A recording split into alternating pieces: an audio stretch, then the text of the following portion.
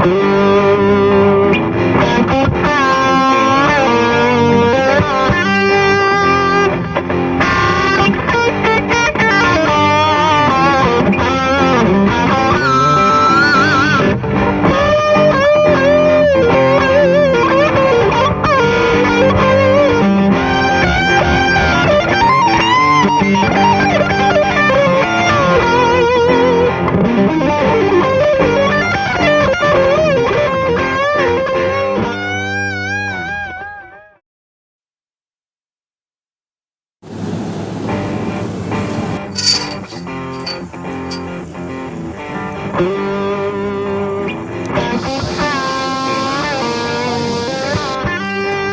morning, anglers.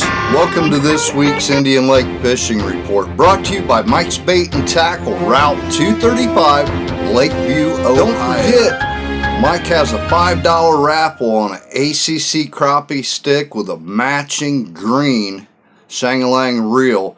That's a smooth setup, folks, and I believe it's going to be drawn on October 1st, so make sure you get in there and get one of them $5 tickets. You may be the lucky winner. Mike ordered a large assortment of ACC crappie sticks in various sizes. They are in stock now, so make sure you stop by and get one. I love mine. It's awesome. It's got a lot of backbone. It's balanced. It's feather light. Folks, there's plenty of places to fish on that lake. I see a lot of people commenting on Facebook. It's unfishable. It's full of weeds. I spent 5 days down there. I fished 5 days and 5 nights. I found plenty of open spots and I caught fish every day. Some days I slaughtered them. It was great.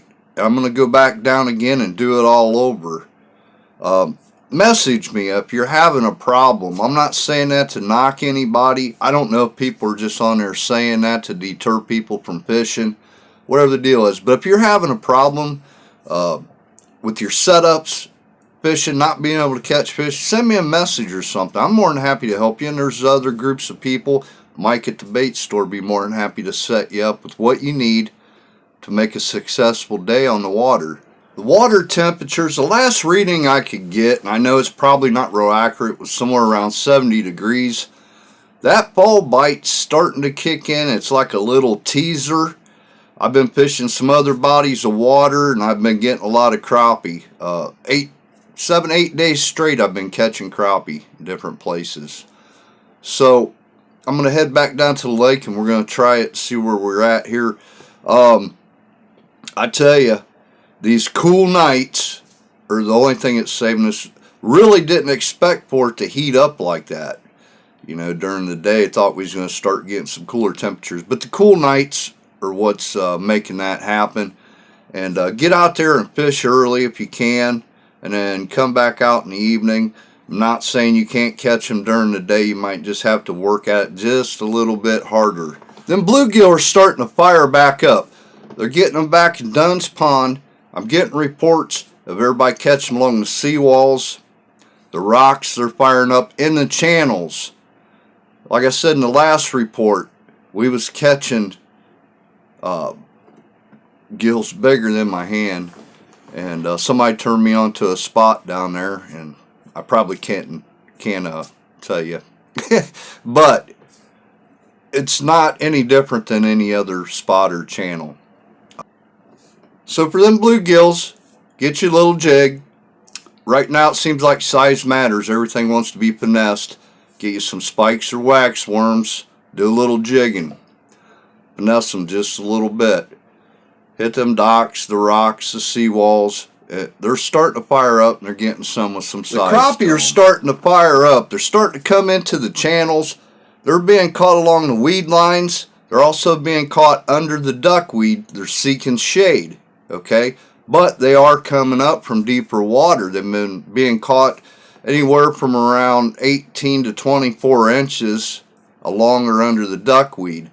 So put your slip bobber on there, find your depth there, throw a minnow on it, give her a little jig or two, finesse them a little bit, and you'll come out of there with some crappie.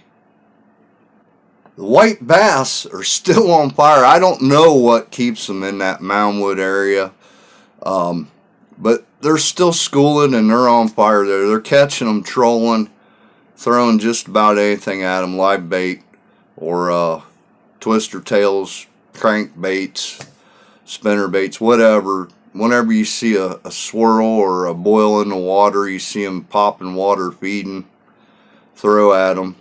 When it hits the water, you're going to get one. Other than that, you can leave your bobber in the water. Minnow, worms, whatever. When they come along, something's going to scoop it up. They've also been catching crappie there, different depths, about 6 foot under the bridge and out in the open waters on both sides. So that's another thing, your depths are going to start changing, with your temperature changes at night. So you just have to play around and you'll find them there. The bass, they're getting bass, largemouth bass all over the lake. That's something you need to work at. If you're a bass fisherman, you know what's going on. You're right on it, hitting crank baits, spinner baits along seawalls, under docks, and hitting structure in the channels. And along the weed lines, they're finding them also. Them perch have been on fire. I caught a lot of perch last week when I was down there. I was catching them in channels. Black Hawk was on fire. I was fishing about 4.5 foot deep. I've used minnows, waxworms, night crawlers. Now each day varied.